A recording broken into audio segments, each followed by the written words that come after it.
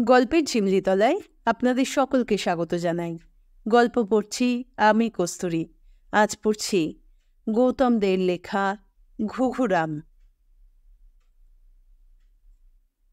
পুরনো বাড়ি দেখলেই ঘুঘুরাম খাসুয়ার মনে হয় নির্ঘাত এই বাড়িতে ভূত আছে বটে। নিজের অজান্তে আপন মনে বলতেই থাকে, ভূত না থেকে যেতেই পারে না, বুঝলি গেদু? তুমি কি করে বুঝলে? হুম, আছে রে আছে, ও তুই বুঝবি নে বলে ঘুঘুরাম খাসুয়া ধীরে ধীরে মাথা নাড়ায়। গদাধরা করে কে একমাত্র ঘুঘুরাম আদর করে ডাকে গেদু।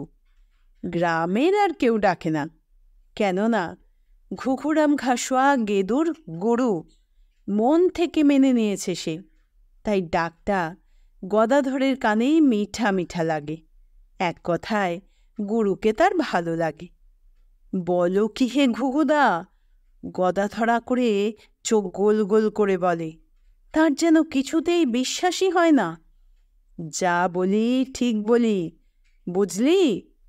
ঘুঘুরাম খাসুয়া ফিস ফিস করে শিষ্যের কানের কাছে মুখ এনে আবার বলে, ভূত আছে বলেই বলছি। বুঝলাম বলে একটু থামে গদাধর। তারপর আশপাশ তাকিয়ে আবার জিজ্ঞেস করে, তুমি কি করে জানলে? গন্ধ শুকে। এ আবার কেমন কথা হলো গো? বাপের জন্মে শুনিনি এমন কথা। তোর জন্ম কতটুকু? এখনো নাক টিপলে দুধ বেরুবে, তা জানিস? ঘুঘুরাম খাসুয়া রেগে যায়, চিৎকার করে বলে এই কথা। তারপর জামার পকেট থেকে বিড়ির প্যাকেট বের করে, বিড়ি ধরায়, ফোঁস ফোঁস করে একগাল ধোঁয়া ছাড়ে। একদম ঠিক কথা বলেছে ঘুঘুরাম খাসুয়া। বেশি বয়স নয় গদাধরের, বছর 14 হবে হয়তো। শক্তপোক্ত চেহারা, ক্লাস 2 অবধি পড়াশোনা করেছে। সেই গদাধর আকরের চোখজোড়া ছোট হয়ে আসে গুরুর কথা শুনে। দু চোখের কোণে ভাঁজ পড়ে। জোড়া ভ্রুর ঠিক মধ্যিখানে একটা সূক্ষ্ম দাড়ি ভেসে ওঠে। গুরুর এমন যুক্তি সে মন থেকে মানতে পারছে না কিছুতেই। তারপর ব্যঙ্গাত্মক সুরে আবার বলে, তা বলে ভূতের গায়ে গন্ধ? না থাকার কি আছে শুনি? মানুষ মরলে তো ভূত হয়। বোধ হয় হয়। বোধ হয় কেন? ঘুঘুরাম খাসুয়ার যুক্তি, যে মানুষটা মরল অমনি প্রাণ পাখিটা তার শরীরের গন্ধ নিয়ে উধাও হলো। এ তো সোজা কথা। তা হয় নাকি? না হওয়ার কি আছে? বেশ, তারপর ভূত হয়ে ঘুরতে লাগলো। তারপর তাহলে গন্ধটা কি পড়ে থাকবে মরার শরীরে? কোনো উত্তর দিতে পারে না গদাধর। অবাক হয়ে তাকিয়ে থাকে গুরুর দিকে। ঘুঘুরাম বলে চলে, তখন গন্ধটা ভূতের শরীরে লেপ্টে থাকে। এই পৃথিবীতে সব প্রাণীরই তাদের নিজস্ব গন্ধ থাকে, তা জানিস? এমনকি ফুল, ফল, শাকসবজি, কীট পতঙ্গেরও। তা ঠিক বলেছ গুরু। আমার মায়ের শরীরে কি সুন্দর গন্ধ, ইচ্ছে করে সারাদিন নাক ডুবিয়ে বসে থাকি। পৃথিবীর সব মায়ের শরীরে একই গন্ধ থাকে, সেই গন্ধের কোনো জুড়ি নেই। হ্যাঁ গো, একদম ঠিক কথা বলেছ গো। শুধু মরলে পরে একটাই গন্ধ বেরোয়, তা হলো গিয়ে পচা পচা গন্ধ। নাক জ্বলে যায়, বমি বমি পায়। এটাও ঠিক কথা বলেছ। সীতারামের মায়ের শরীরে মরার পর এমনই গন্ধ পেয়েছিলুম, বমি এসে গেছিল প্রায়। আমি ঠিক কথাই বলি, তুই শুধু বুঝতে পারিস না, লেট করিস। বলতে বলতে ঘুঘুরাম বাঁ কাঁধের ঝোলাটা ডান কাঁধের ঠেলাতে গলার কাছে নিয়ে আসে। জামার কলারের ডান প্রান্তটি শিয়ালের কানের মতো উঁচিয়ে ওঠে। তারপর বলে, পেছু পেছু আয়, খুব সাবধানে আয়। বিড়ির শেষ অংশটুকু ফেলে দেয় সামনের জঙ্গলে। সেই সকাল সকাল ঘর ছেড়ে বেরিয়েছে দুজনায়। তার একমাত্র স্যাঙাত এই গেদু। অনেক দিন হলো একসঙ্গে কাজ করে। হাতে ধারালো হাসুয়া, সামনে যা পড়ে নিমেষে টুকরো টুকরো হয়ে যায়। ম্যাজিকের মতো জঙ্গল সাফ করে। সেই কাজে ঘুঘুরাম ঘাসুয়া দর। তার ডাক পড়ে অনেক জায়গা থেকে। ডাক পড়ে এখন বেশিরভাগ প্রমোটারদের কাছ থেকে। প্রমোটারের থাবা এখন সর্বত্র। পুরনো বাড়ি, বন্ধ কারখানার খোঁজ পেলেই হলো, অমনি ঝাঁপিয়ে পড়ে সব।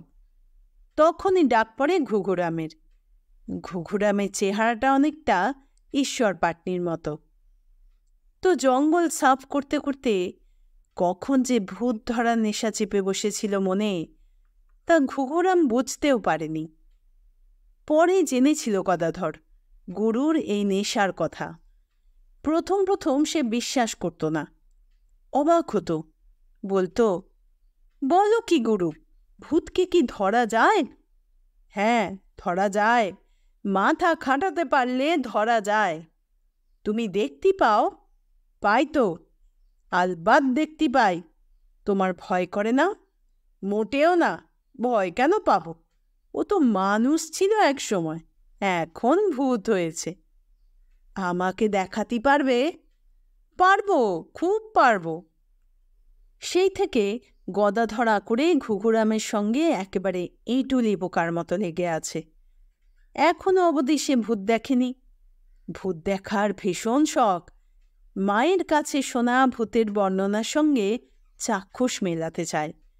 বড় বড় মূলোর মতো দাঁত, গোল্লা গোল্লা আগুন জ্বলা চোখ, বড় বড় ঠ্যাং, হাতে পায়ে বড় বড় নখ, খোনা খোনা গলায় সারাক্ষণ কথা বলছে, হাং মাং খাও, মানুষের গন্ধ পাও। সত্যি কি ভূত বলে কোনো বস্তু আছে? বিশ্বাস হয় না গদাধরের। তবুও সেই আশাতেই ঘুঘুরামের সঙ্গে পথ চলা। আজ ঘুঘুরামের সঙ্গে সে শহরতলির একটি পোড়ো বাড়ির সামনে দাঁড়িয়ে। ভাঙা লজ্জরে বাড়ি, জানলা কপাট লোপাট। কারা খুবলে নিয়েছে কে জানে। এককালে এই বাড়িটা বোধ হয় কারখানা ছিল। বোধ হয় কেন, সত্যি বিশাল জমি। দূরে দূরে আরও কয়েকটা এমন কঙ্কালসার বাড়ি, তাদেরও এমনই অবস্থা। মায়ের কাছে শোনা দৈত্যের মাথার খুলির মতো, হাঁ করে কেবলই বাতাস খাচ্ছে। আর আছে ঘন সবুজ জঙ্গল। এই বন্ধ কারখানার চত্বরে এখন অনেক অসামাজিক কাজ হয়। এলাকার লোকেরা যেমন জানে, তেমন ঘুঘুরামও।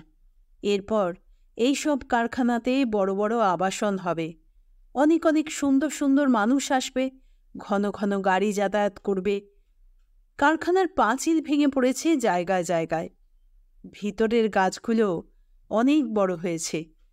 প্রচুর আগাছার জঙ্গল চারপাশে। পাশ দিয়ে রাস্তা আছে স্টেশন যাওয়ার। টোটো, অটো সবই চলে। অনেকে সাইকেল আর মোটরবাইক নিয়ে হুশ করে যাওয়া আসা করছে দিনরাত। ঘুঘুরাম ঘাসুয়া আবার বিড়ি ধরায়। অনেকটা ধোঁয়া ছেড়ে বলে, এ বাড়িতে একটা ভূত নেই, অনেক ভূত আছে। তাই নাকি? হুঁ। বলতে বলতে ভাঙা পাঁচিলের মধ্যিখানের গলতা দিয়ে গলে যায় ঘুঘুরাম। গদাধরও তাকে অনুসরণ করে। তারপর বলে, মনে হচ্ছে এখানে অনেক সাপখোপ আছে গুরু, কেমন জানি নিঝুম নিঝুম। মনে হয় কি রে? বল আছে, শেয়ালও আছে। তারপর জিজ্ঞেস করে, তোর ভয় করছে? না। তবে আয় আমার পেছু পেছু। বাইরে গনগনে রোদ, তার উপর ভয়ানক গরম। গায়ের জামা ভেতরের গেঞ্জি ঘামে ভিজে কাঁই। তবুও এখানকার গাছগাছালির জন্য গরমটা তেমন লাগে না। বেশ মনোরম মনে হয়। আর ঘামগুলো ফটাফট শুকিয়ে যায়। এমন কিছু বেলা হয়নি, অথচ কারখানার ভিতরের বাড়িগুলোতে ঘন অন্ধকার। মেঝে ফেটে গাছ উঠেছে। সেই গাছগুলো বেশ বড় হয়েছে। গাছগুলো সব আলোমুখী হয়ে মাথা দোলাচ্ছে নিজেদের মতো করে। ঘুঘুরাম ঘাসুয়া আজ রেকি করতে এসে খুব খুশি হয়। বড় কাজ, কত সময় লাগবে তা নিজের মনে হিসেব কষে নেয়। দিন দশেকের কাজ হবে হয়তো, মোটা টাকার কাজ, তার ওপর উপরি ইনকাম। ভূত ধরা, ভূত বিক্রি, ভূতের ব্যবসা। প্রমোটাররা জানে না এই সুযোগে যদি কিছু ভূত মিলে যায় তাহলে ভালোই হয়, ফাঁকতালে কিছু রোজগার হয়ে যাবে। 4 বাড়ি বলে কথা, মানে অনেকগুলো ভূত একসঙ্গে পাওয়া যেতে পারে। আজ সে একটা বাড়িতে ঢুকবে। ঘুঘুরাম খাসুয়া গদাধরের কানের কাছে মুখ নিয়ে ফিসফিস করে বলে, দেখতে পাচ্ছিস? কি? কি আবার ভূত?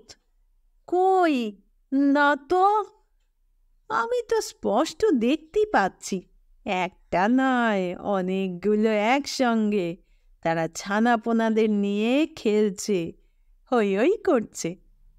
মানুষদের মতো? দুর্বোকা, ওরা কি আর মানুষ আছে রে?